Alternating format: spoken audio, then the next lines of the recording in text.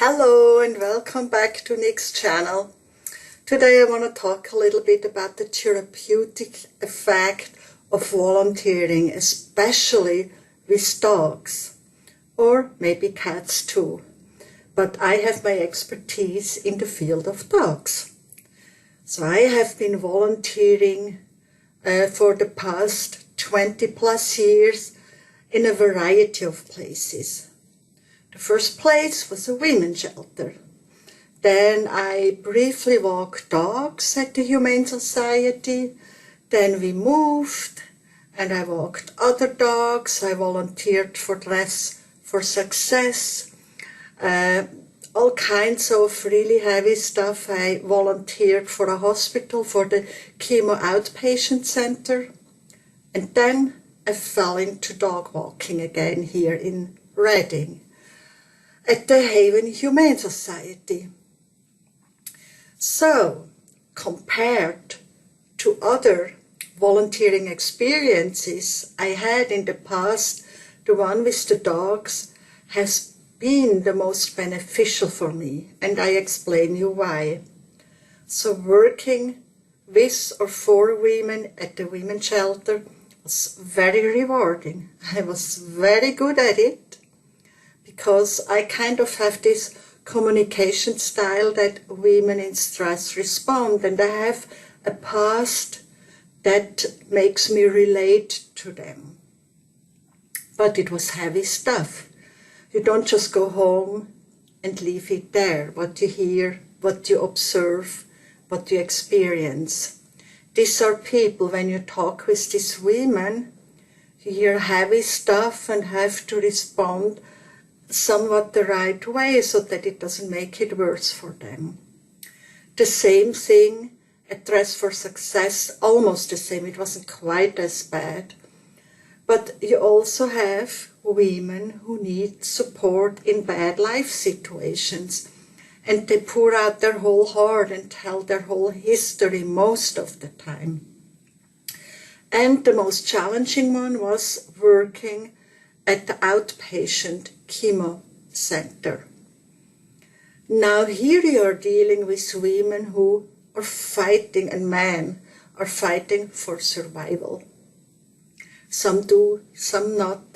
They share their plights, their stress over losing their hair and all, getting sick, and you have to find a way to communicate with them.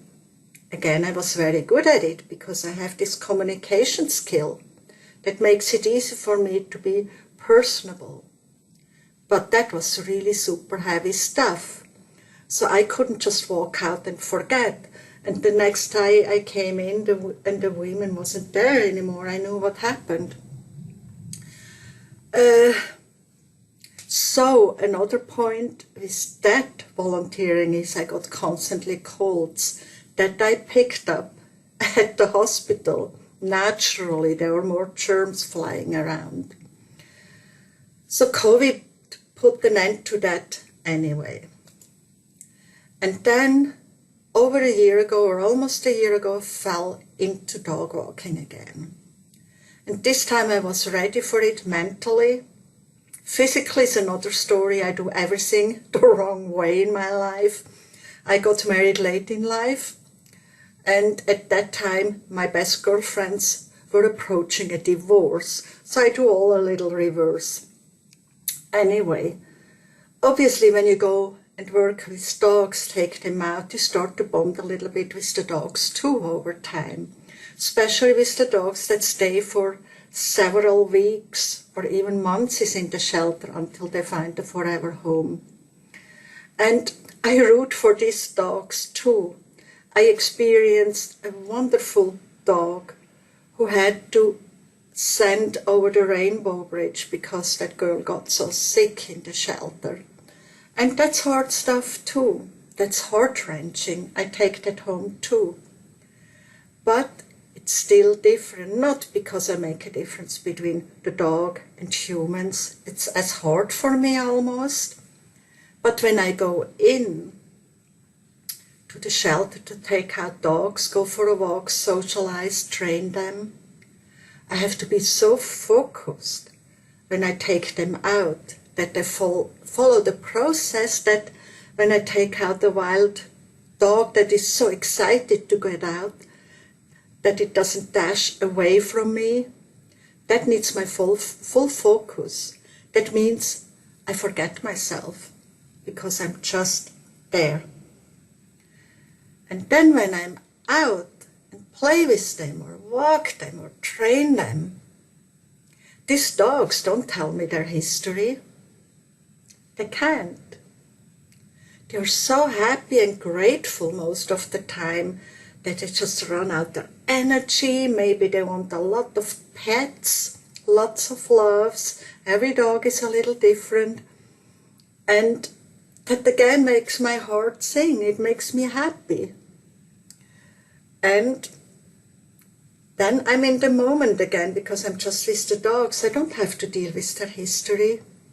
Nothing like that. I don't have to comfort them and find a way to comfort them that's not like looking down on them or telling them everything is going to be okay when you know nothing is going to be okay.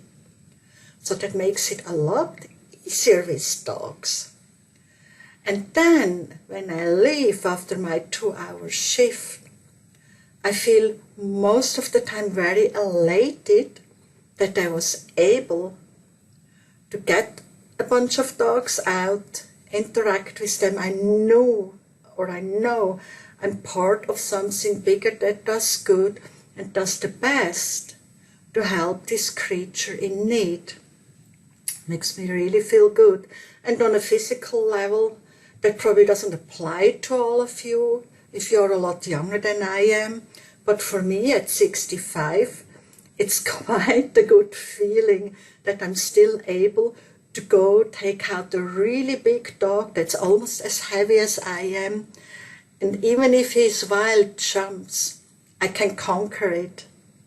I'm able to do that without freaking out. So that makes me feel really good on a physical level. So for me, it's all around good.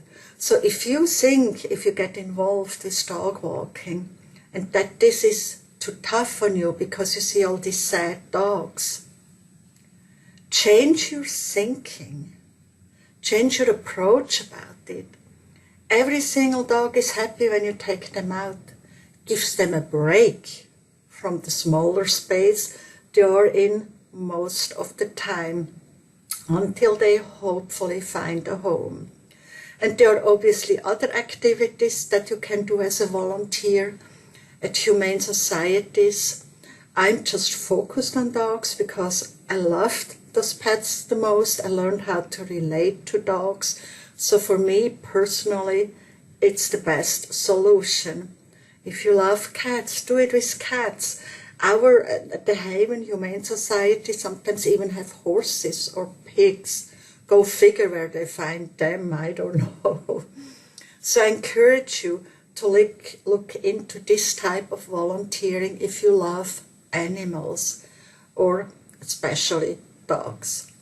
I hope it helped you a little bit with your decision because it is therapeutic. It takes your focus off yourself, makes you part of a bigger picture, of a bigger work. It's not just about you anymore. And we human beings need that, not just when we are burdened with challenges in life. We need that anyway. Until next time, bye.